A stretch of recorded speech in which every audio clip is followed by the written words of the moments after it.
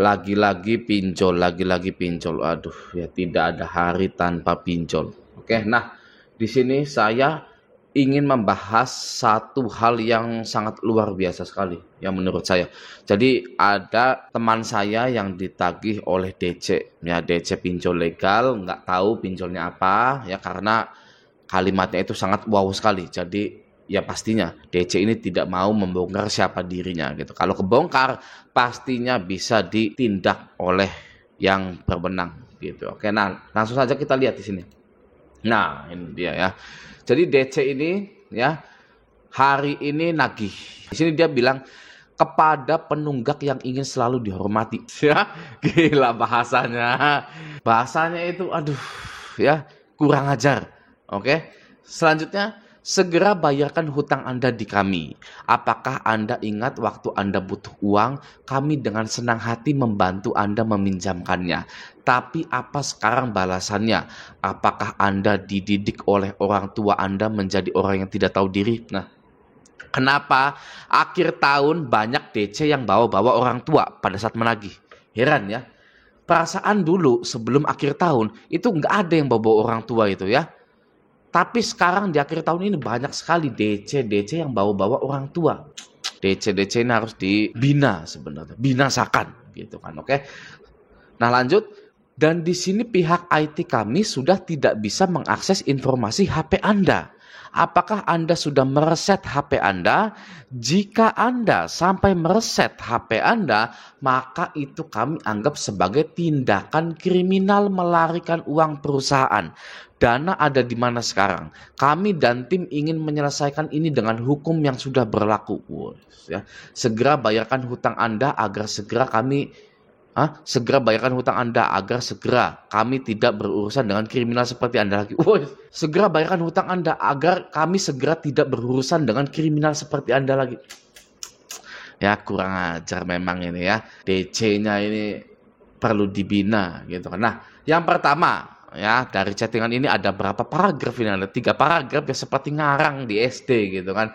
Nah yang pertama, apakah Anda ingat waktu Anda butuh uang, kami dengan senang hati membantu Anda meminjamkannya. Nah ini nih problem utama dari orang yang gagal bayar di pinjol. Apa itu? Nggak enakan ya, nggak enakan nih.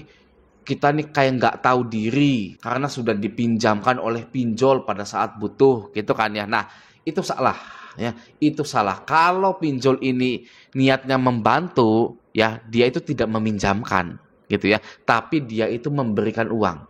Oke? Anda coba ke saudara Anda yang beneran ingin membantu Anda. Ya misalkan ini mah jangan sampai ya, tapi misalkan saja Anda sedang kena musibah gitu ya. Nah, ada saudara Anda pastinya yang ingin membantu Anda, mulai dari uang misalkan, lalu dukungan support verbal gitu kan. Nah, itu bantuan seperti itu. Anda tidak mungkin mengembalikan bantuan tersebut. Ya, logikanya di situ ya. Nah, ini salah nih ya. Kami dengan senang hati membantu Anda saat Anda butuh. Jadi kalau Anda galbay, pinjol itu bukan orang yang baik. Ya, pinjol itu bukan orang yang mempunyai hati yang tulus, bukan ya. Pinjol dan Anda itu bisnis ya. Pinjol dan Anda itu bisnis. Oke? Banyak sekali orang-orang yang tidak kuat galbay karena memiliki mindset dia itu sudah dibantu oleh orang baik bernama pinjol. Nah, di situ ya, itu masalah utama sebenarnya. Nah, Anda telah mengetahui video ini, saya harap Anda bisa mengubah mindset Anda menjadi Anda dan pinjol itu bisnis ya. Kalau niatnya membantu, bukan meminjamkan yang harus dibalikan dengan adanya bunga, denda, administrasi dan lain-lain. Gitu. Oke ya. Nah, selanjutnya di sini. Dan di sini pihak IT kami sudah tidak bisa mengakses informasi HP Anda. Gitu kan ya. Loh, bukannya nggak boleh ya kan? Informasi apa yang dibutuhkan pinjol terhadap HP kita? Apa galerinya, apa update kontaknya, apa histori telepon terbarunya? Itu kan nggak boleh. Ya kan, apalagi yang pinjol legal tuh nggak boleh. Yang seperti itu sudah pasti nggak boleh kalau pinjol legal. Nah ini teman saya galbay di pinjol legal semua nih, ya berarti ini dari pinjol yang legal. Nah dari sini sudah salah, ya karena pihak IT ngapain mau ngecek-ngecek HP kita? Lalu apakah Anda sudah mereset HP Anda? Jika Anda sampai mereset HP Anda, maka itu kami anggap sebagai tindakan kriminal melarikan uang perusahaan. gitu ya. Jadi karena Anda itu ingin bebas dari pinjol nggak mau ngutak-ngatik HP Anda, gitu. Lalu Anda mereset HP ke pengaturan pabrik. Nah, dianggap pinjol sebagai tindakan melarikan uang perusahaan karena Anda sudah kabur gitu ya, nggak mau diganggu-ganggu oleh pinjol ya. Dana ada di mana sekarang? Nah, ini salah sebenarnya ya. Karena yang pertama, handphone itu hak Anda. Nah, ini juga main problem lagi nih, problem utama lagi ya. HP itu adalah hak Anda.